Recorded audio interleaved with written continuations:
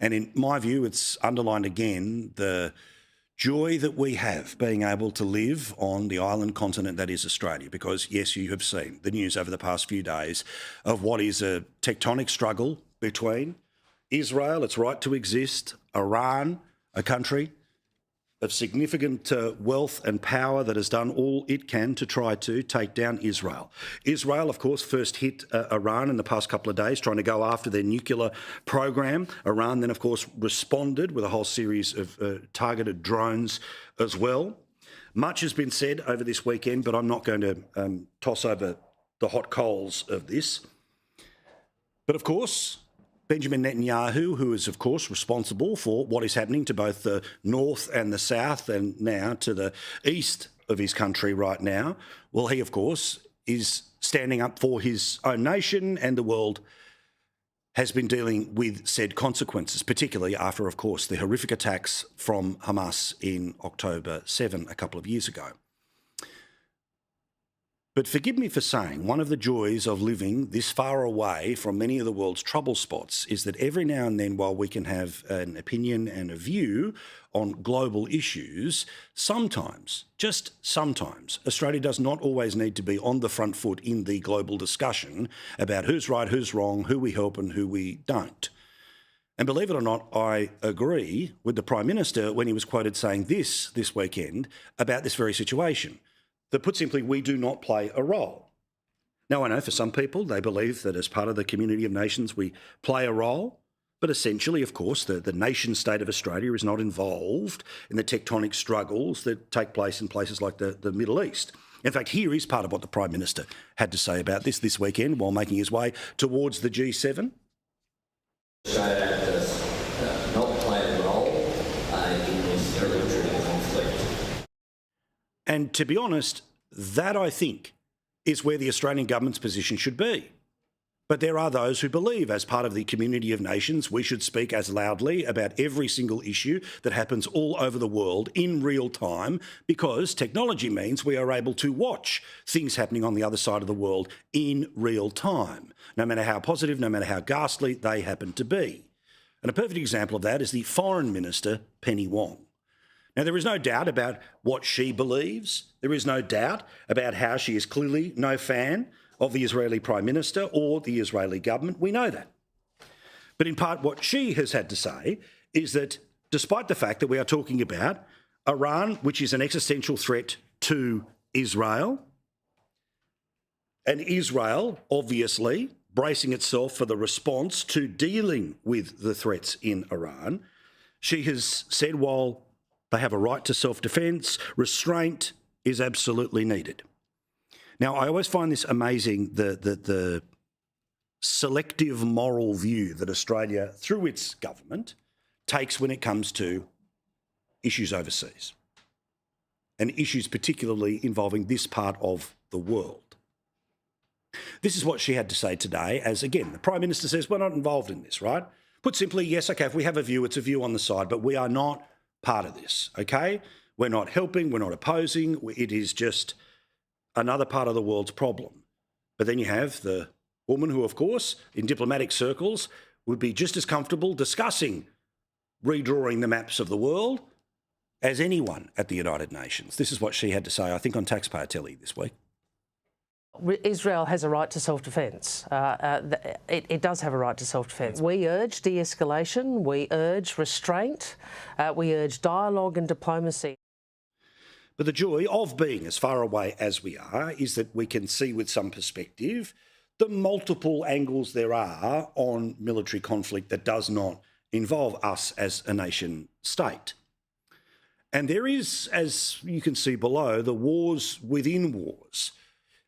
Now, obviously, there's sections of the community that'll say one side is 100% right, one side is 100% wrong. There will be those that will say, I'm not interested at all. And then there are those that, of course, are paying attention to the people who are the chief supporters of one side or the other in all of this, which means it's time to talk about the United States and its President, Donald Trump. Now, remember, one of the things that he's been absolutely clear about is that he wants to downscale the world when it comes to military conflict. He has said, whether you agree with it or not, I happen to agree with it, and I happen to believe it's his position, which is that he wants peace. He wants all the wars in the world to wind up as fast as possible.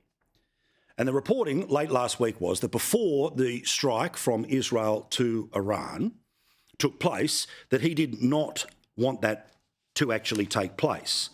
In fact, he wrote publicly that we are fairly close to an agreement. As long as I think there is an agreement, I don't want them going in because that would blow up, referring to Israel about Iran.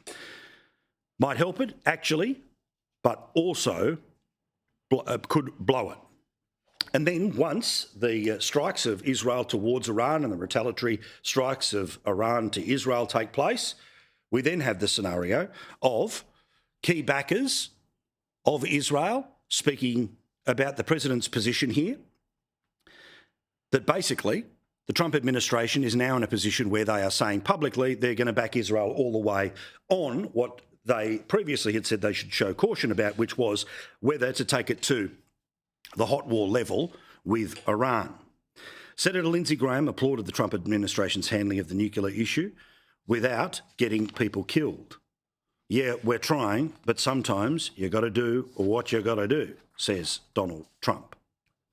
Now, what is fascinating about all of this is that when you look at the coalition that Trump was able to put in place that meant the result of the 2024 election was different than the 2020 election, and yes, it is some of the source that was there in 2016, and believe it or not, we're coming this close to the 10th anniversary of when Donald Trump came down that escalator. Won't that be fun for all of their heads to explode in the lefty newsrooms all around the world? But there are a very significant series of people who are really hardcore about, say, things like America First, who believe that America should have learnt its lesson by getting involved in things like, say, the Iraq War or the Afghanistan War, which went for the best part of 20 years and cost literally trillions of dollars. America today is now $37 trillion in debt. And their view is that America does not need to get involved in anything that is not about the defence of the United States because they are so far in debt. Now, again, will there be other countries like China that step in with not so subtle diplomacy or military tension? Yes, quite perhaps. But that is part of the America First agenda. Well, interestingly, Steve Bannon, who of course worked with Donald Trump to make him president in 2016, worked for Donald Trump as the president in 2017 and 18, he was a massive force about not just denialism in and around the 2020 election, but also trying to hold MAGA together so that when Donald Trump ran again, beginning in 22, ahead of 24, that he had an unimpeded run towards the Republican nomination, and then that everyone did all they could to make sure that he was elected president.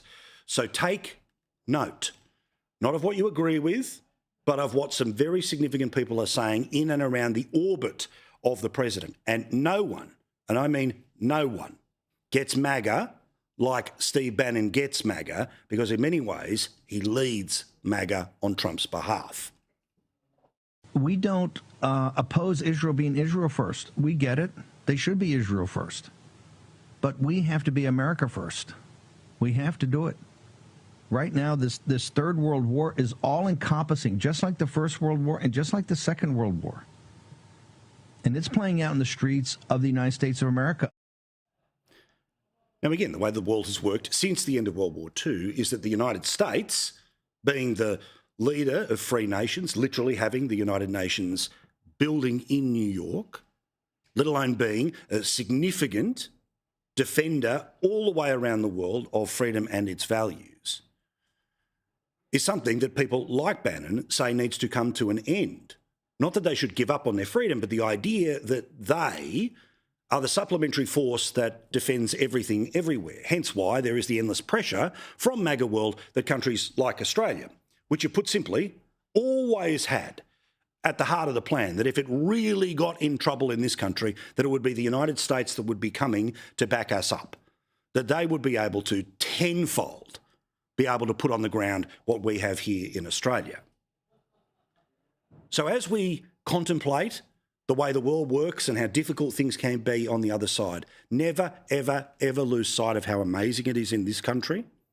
Never lose sight of the ability, obviously, for us to live in the relative peace that we do, where the biggest complaint in our country this weekend's been about how cold it has been, where the only consequence of this potentially huge escalation in military conflict between Israel and Iran, Iran and Israel, the proxies of Iran, the supporters of Israel, is that we are going to feel some pain from this, but the pain is most likely not going to be in blood and treasure. It is instead going to be an increase in things like petrol prices.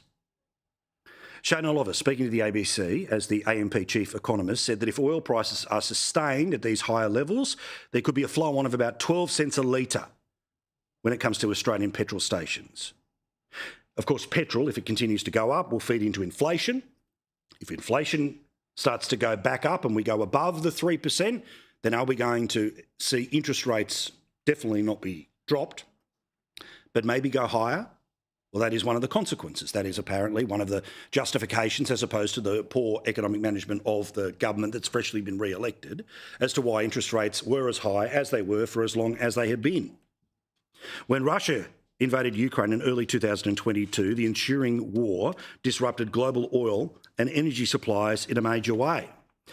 But economists say the Reserve Bank will likely look through any near-term boost to inflation that comes from higher petrol prices as a result of the conflict. But they say that would change if the conflict escalated, so got bigger than where we are right now, or went for longer than a couple of days of here or there. So pay attention, but enjoy the relative peace, and in my view, follow where the Prime Minister has been, which is, while we can all have an opinion, thankfully Australia not involved in the fight. Doesn't mean we don't care, doesn't mean we don't have a preferred outcome, but I think a step back is a better place for Australia to be, but that's just me.